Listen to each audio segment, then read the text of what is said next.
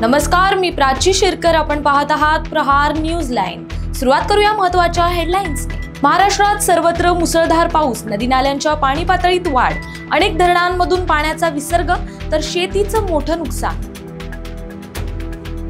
पुणे, सातारा, रत्नागिरी या जिल्ह्यांना red alert, तर मुंबई, ठाणे, पालघर, रायगडला ऑरेंज अलर्ट जारी. काल दिवसभर मुंबईत विक्रमी पावसाची नोंद. मुंबई, पुणे, रायगड, रत्नागिरी, सातारा, कोल्हापूरला 20 ऑगस्ट पर्यंत अतिवृष्टीचा इशारा. मुंबईतील शाळा आणि महाविद्यालयांना आज सुट्टी. हवामान खात्याकडून मुंबईला रेड अलर्ट, प्रशासनाकडून काळजी घेण्याचं आवाहन.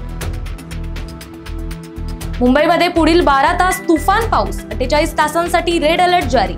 गरजेचं असेल तरच नागरिकांनी घराबाहेर पडावं, मुख्यमंत्र्यांकडून नागरिकांना आवाहन. बेस्ट पतपेढीच्या निवडणुकीत शशांक राव पॅनलचा दणदणीत विजय. ठाकरे बंधूंचा सुपडा साफ. भाजप नेते प्रसाद लाड यांच्या पॅनलला 7 जागा.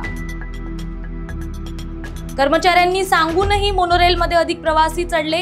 105 टन कॅपॅसिटीच्या मोनोरेलमध्ये 109 टन प्रवासी असल्यानं इलेक्ट्रिक सप्लाय बंद झाला. मोनोरेल प्रशासनाचं स्पष्टीकरण. राज्यात गणेश भक्तांसाठी यंदा रेल्वेच्या 367 जादा फेऱ्या. मुख्यमंत्री फडणवीसांनी मानले केंद्राचे आभार. आशिया चषकासाठी भारतीय संघ जाहीर. सूर्यकुमार यादवकडे नेतृत्व. श्रेयस अय्यरला संघात स्थान न मिळाल्यानं बीसीसीआयवर टीकेची झोड.